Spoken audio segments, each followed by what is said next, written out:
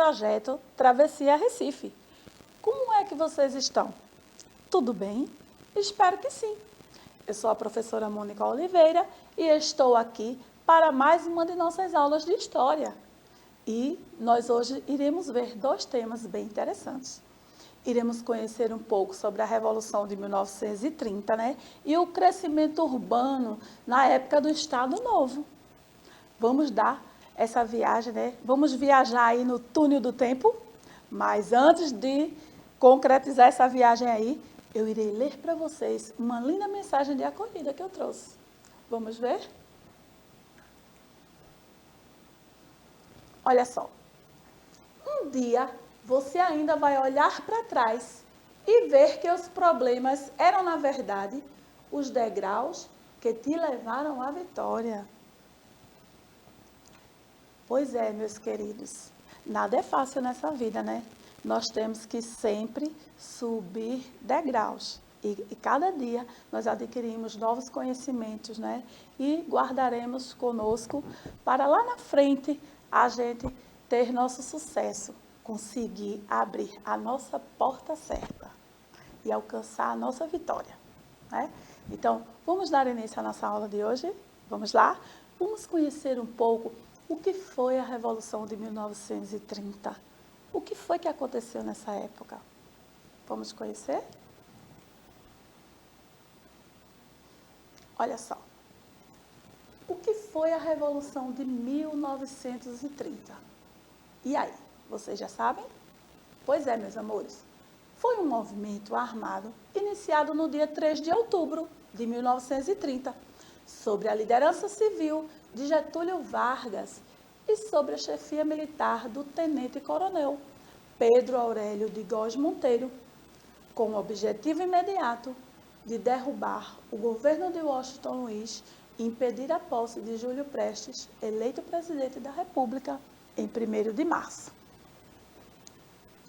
Pois desse período aí começa um fato muito importante na nossa história, que foi o nosso presidente Vargas, pois ele, Getúlio Vargas, ele estava cansado de ver o nosso país ser governado por pequenas oligarquias, né?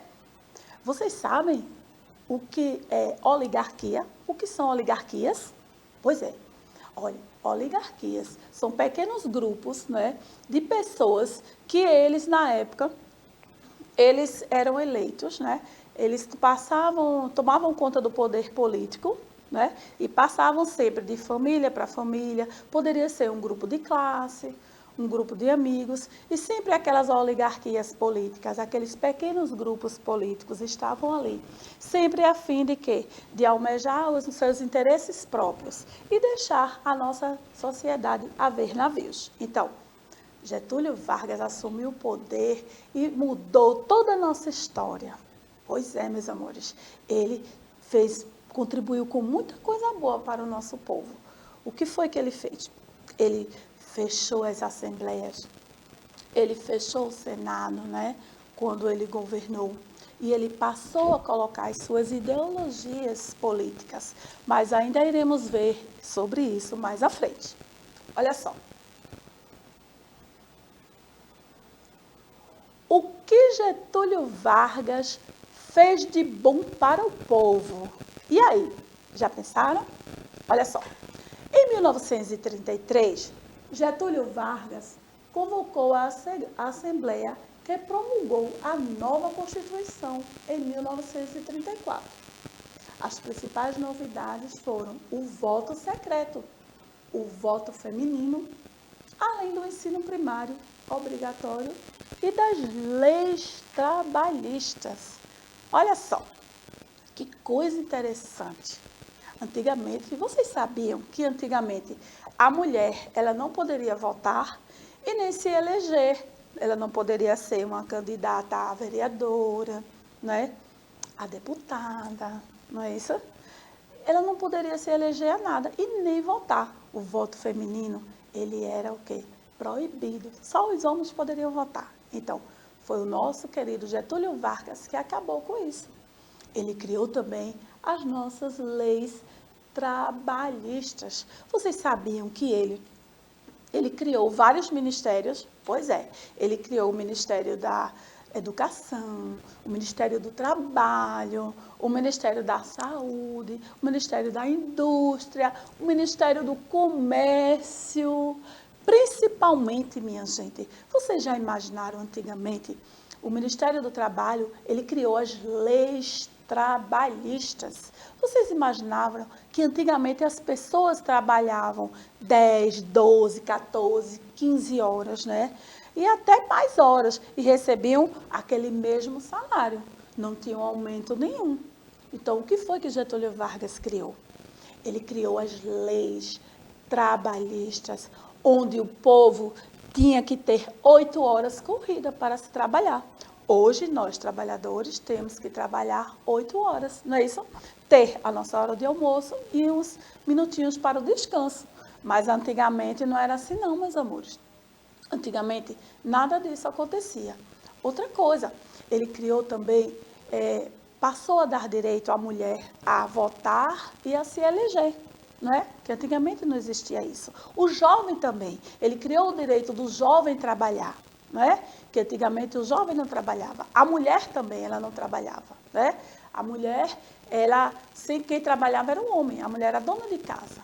Hoje em dia, é bastante comum a mulher estar trabalhando, né? No setor de trabalho. Eu sou uma professora, você vai ver uma médica, você vai ver uma vendedora, uma balconista, não é isso? Uma enfermeira e assim por diante. Então, hoje a mulher, ela tem o quê?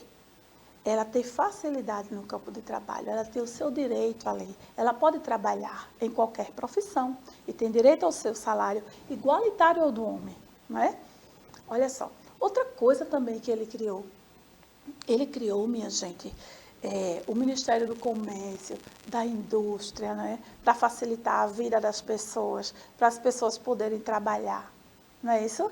Para as pessoas poderem também ter os seus direitos trabalhistas. Antigamente, ele criou também o Ministério da Saúde. Vocês sabiam que antigamente as pessoas, elas não tinham direito de ser atendida, né? Não existia o SUS.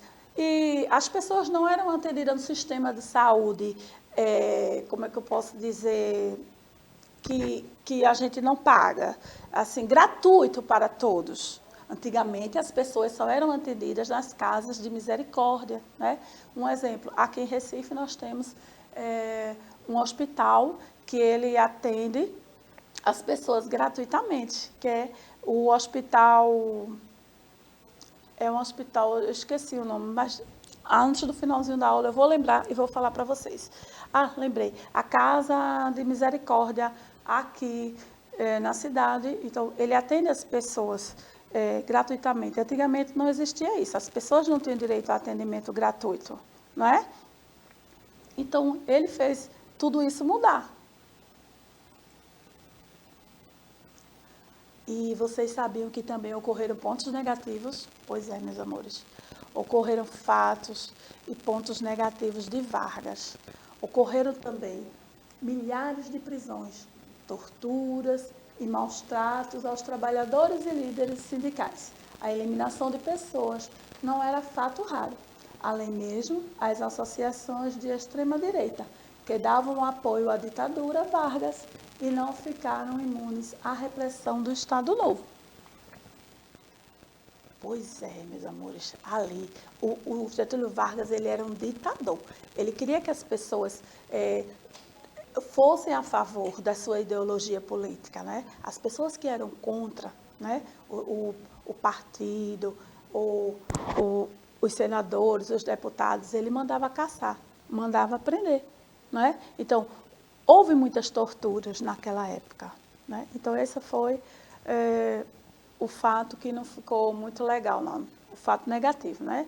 A repressão com o povo, ele era um ditador, ele só era o que ele ditava, o que ele falava, e as pessoas tinham que obedecer. Observe um golpe. Aconteceu um fato muito interessante, foi o golpe de 1937. Vamos ver? Olha só, o que foi o golpe de 1937? O Estado Novo foi um período autoritário da nossa história.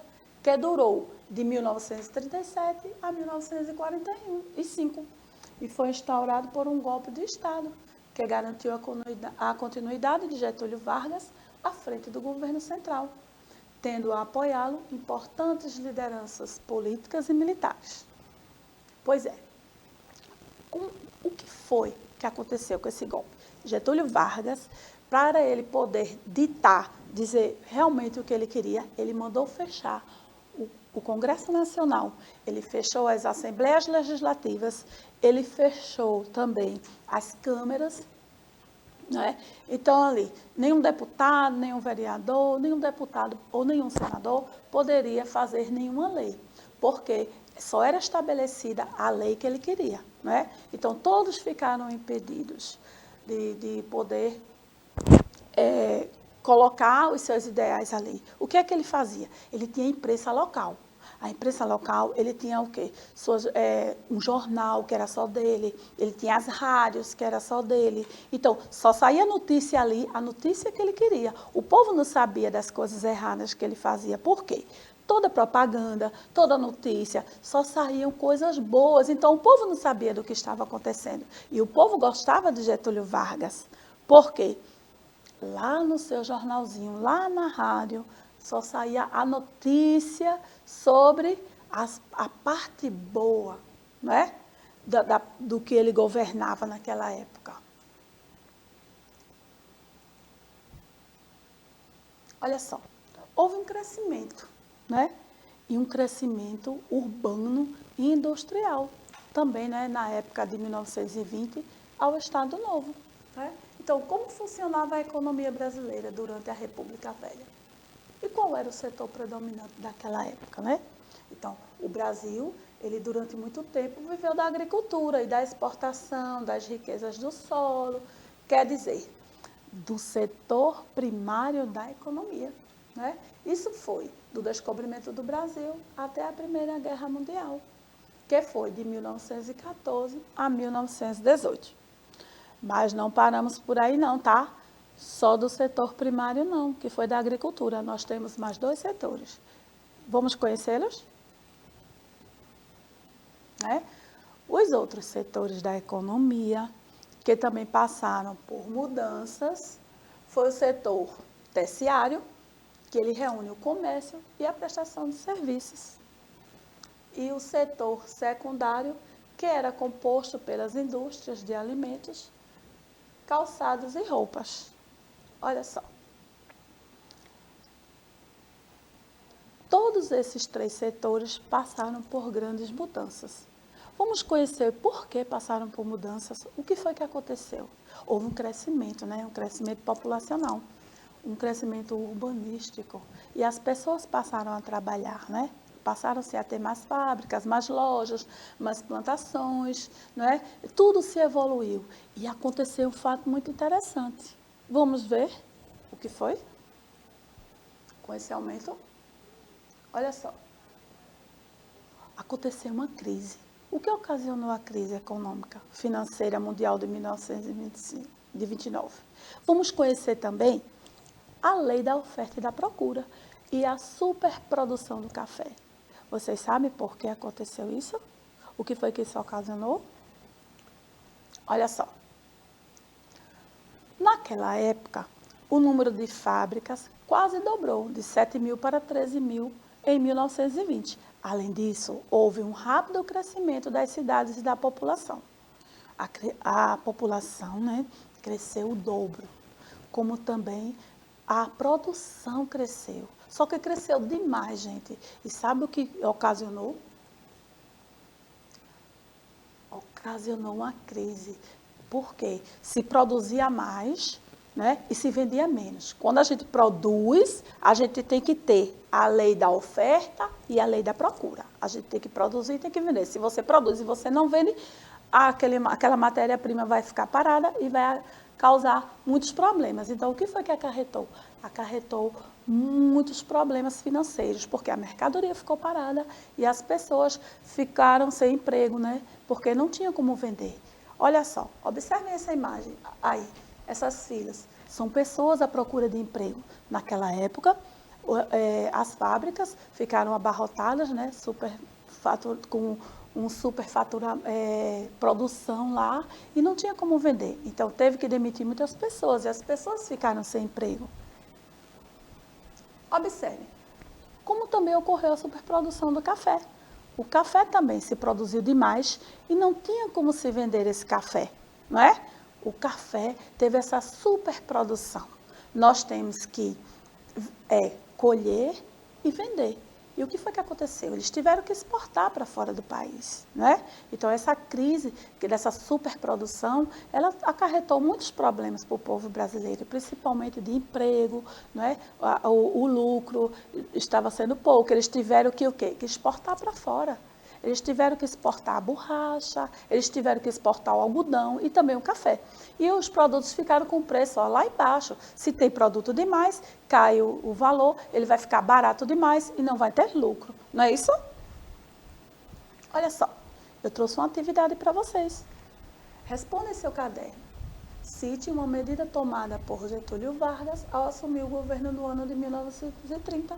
E o que ocasionou a crise financeira mundial de 1929? Respondo aí no caderninho de vocês. E aí, gostaram da aula? Espero que sim. Até a próxima!